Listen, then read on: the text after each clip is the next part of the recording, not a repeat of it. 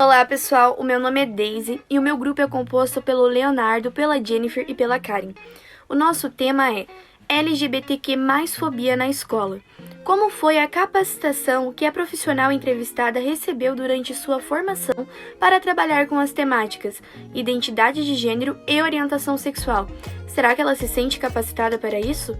Bom, nós veremos no decorrer da entrevista. A entrevistada é a Lucélia Justino Borges, atual docente do Departamento de Educação Física da Universidade Federal do Paraná. Terminou sua graduação em Educação Física com 23 anos pela Universidade Federal de Uberlândia e seu mestrado e doutorado pela Universidade Federal de Santa Catarina. Trabalha especificamente com voleibol e arbitragem, atividade física e saúde e atividade física e envelhecimento. Bom, o nosso critério de escolha para o entrevistado seria escolher um docente da área de educação física para analisarmos justamente sua capacitação durante sua formação. E por que não escolher um docente que trabalhe com a formação de novos professores de educação física? Ela vai ter muito a falar sobre o departamento em que estudamos, então fiquem ligados aqui logo em seguida na nossa entrevista. E você já deu aula na escola, assim, ou algum lugar além da universidade? Sim, eu trabalhei em escolas, em ONGs, em academias de musculação, escolas de natação e também como professora do ensino superior, né? Antes de ser efetivada, eu fui professora substituta. Professora, e a gente queria saber se nos seus anos de formação e atuação ali, tanto na universidade quanto em qualquer outro dos ramos que você já teve, você já viu essas pautas serem trabalhadas assim, de forma direta ou indireta? Não. Nem durante a minha formação, nem nos estágios, nem em momentos de trabalho, de formação complementar, né? Essas temáticas, elas não permearam a minha formação. Não foi algo que foi apresentado, a formação nem inicial nem continuada. Dos currículos que eu já participei, né, como professora também do ensino superior, que eu vejo que é uma tentativa agora, por exemplo, na reforma curricular para atender a resolução de 2015, houve, né, essa proposição que houvesse uma disciplina que versasse sobre diversidade humana.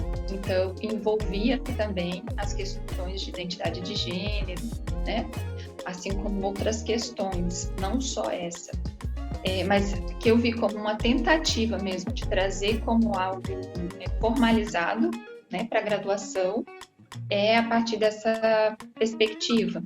Eu vejo que tem professores no departamento que versam sobre a temática nas suas disciplinas, mas não como algo que está posto assim, obrigatório, mas muito mais pela necessidade de discussão e diálogo sobre. Mas eu não me sinto preparada para ministrar a aula, por exemplo, sobre esse conteúdo. E você lembra alguma dessas disciplinas assim que você já tenha visto os professores comentarem? Então, eu sei que em contextos educativos havia uma discussão, se eu não me lembro, em contextos educativos 2, que havia discussão sobre gênero, né? Não sei necessariamente se é sobre identidade. Acho que a professora Adriana também conversa na disciplina que ela trata sobre diversidade. Então, agora ela está ofertando uma disciplina que é sobre essa temática, então é sobre a diversidade humana. E acredito que na disciplina de Educação Física Adaptada, ela traga alguma coisa também da sua vivência, né, em ações que a própria universidade desenvolve por meio da CIPAD. Mas é uma superintendência de ações que são voltadas para a diversidade, e aí tem a diversidade na sua amplitude, né? A partir do que você sabe, você se sente capacitada para trabalhar isso na escola?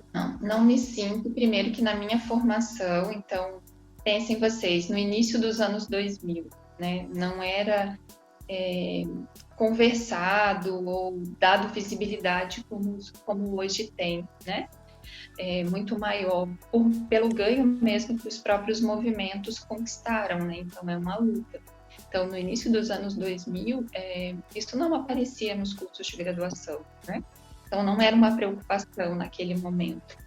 E também na minha formação continuada eu não tive aproximação com essa temática, então eu não me sinto competente para falar sobre. Você acha importante trabalhar esses assuntos na escola? Sim, eu acredito muito na importância de ser trabalhado e de ser trabalhado de uma forma transversal. Então, eu não acredito que seja especificamente, sabe, de uma disciplina que vai abordar esses assuntos, mas ele ser tratado na sua transversalidade, né? E de uma forma mais natural, sem muito estigma, né? Com muito preconceito, não. E de tratar de uma forma naturalizada, como é, né? Como deve ser. Eu também não conheço exemplos agora para falar para vocês, né? De locais que eu conheci e tenha organizado o currículo. Eu não sei falar para vocês agora de exemplos, mas a gente sabe que essas ações acontecem, que elas são importantes e que vocês, né, que logo estarão aí à frente desse grupo nas escolas, requer, né? Eu acho que é um direito das pessoas terem acesso a essa informação dentro da escola, de ter possibilidade de ser formado, né, sob a perspectiva, um olhar mais ampliado para a temática, com menos preconceito, com menos estigma, né? Até para conseguir se identificar. Eu não me sinto competente, mas eu reconheço a importância de se trabalhar esse conteúdo, sim, na escola. Mas independente, assim, da sua capacitação, você em algum momento já trabalhou esse tema nas suas aulas? Ou até mesmo passou por eles? E se sim, qual foi, assim, a sua intervenção? Especificamente, talvez na disciplina de vôlei, a gente tenha conversado sobre, então na disciplina de esportes 1, né, que a gente aborda o vôlei,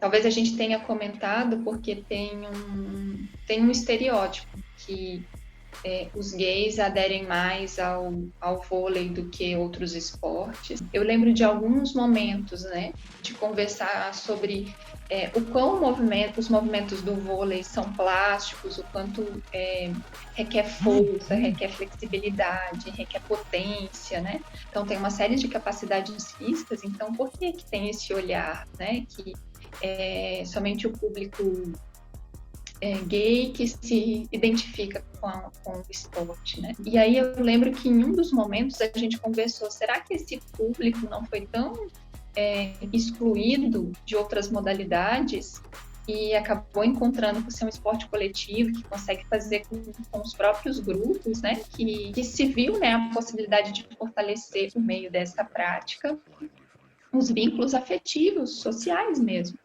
Então, eu acho que vem também de uma questão cultural, de quanto, por exemplo, o futebol, que é um esporte mais praticado e tem muito uma característica de um masculino,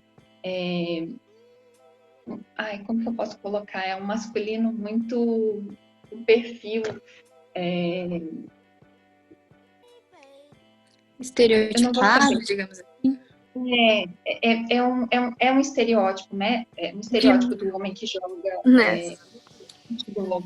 Então, eu lembro também de um caso do Richarlison, né? Que quando ele assumiu a sua homossexualidade, era um atleta de alto nível dentro do futebol. Então, como que isso foi visto? E aí eu lembro de ter esses comentários assim, por que não foi pro vôlei lá, que é lugar dele, sabe? Então, eu acho que em alguns momentos da disciplina apareceu algo sobre a orientação sexual e muito mais pelo estereótipo que a população mesmo tem, né, da modalidade. E aí eu coloco aqui a referência mais da população brasileira, né? Não sei como que isso é visto nos outros países. E sobre LGBTQ+fobia, você já presenciou nas suas aulas algo do tipo? Já teve que intervir em alguma situação, chamar a atenção de algum aluno? Se você já teve que agir de alguma forma em questão a isso? Lembro de situações que aconteceram, que os alunos comentaram, né? Não foi especificamente na aula que eu lembre, né? Mas teve situações, sim, que envolveu, né, atitudes dos colegas em relação, mas não foi em aula que eu precisei, né, fazer intervenção, então não era aula que era mediada por mim. Lembro de situações de um aluno de me falar de outras atividades, né, de outras disciplinas, que aconteceu. E a nossa última pergunta é sobre a equipe pedagógica do lugar que a gente trabalha. Pode ser tanto da escola ou até mesmo da universidade. Você acha que em situações de intervenções e ocorrências de LGBTQ+fobia, elas estão ali para apoiar os professores ou os alunos quando a gente busca eles para comentar sobre o tema? Essa última gestão da professora Adriana, na coordenação de curso, ela nos deu muito suporte para essas ações.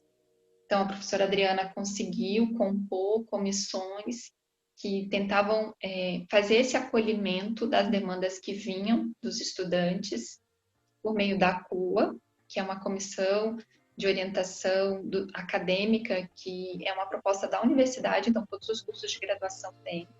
Então, essa comissão que a professora Adriana coordenou, né, que era um conjunto de professoras dos diferentes departamentos que ofertam disciplinas para os cursos de educação física, elas faziam esse primeiro acolhimento e para tentar, né, direcionar ou pedir o auxílio que necessitava.